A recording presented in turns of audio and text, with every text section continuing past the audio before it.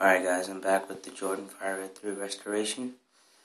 When I showed you them before, they were really beat and I restored them. Now they look pretty good.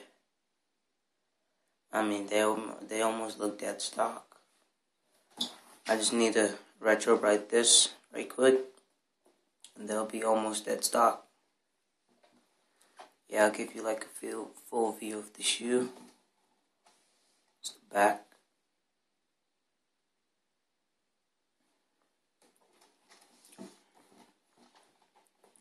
Sides. And the front.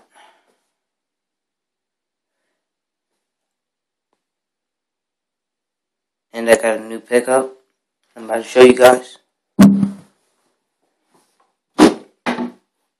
Mars floors.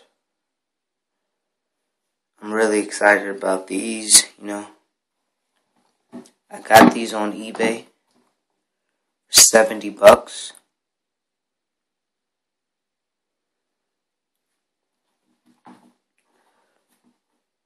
There's a lot of paint chipping on these, but I'll restore these. And also, hit me up if you need any restorations. I only charge $35.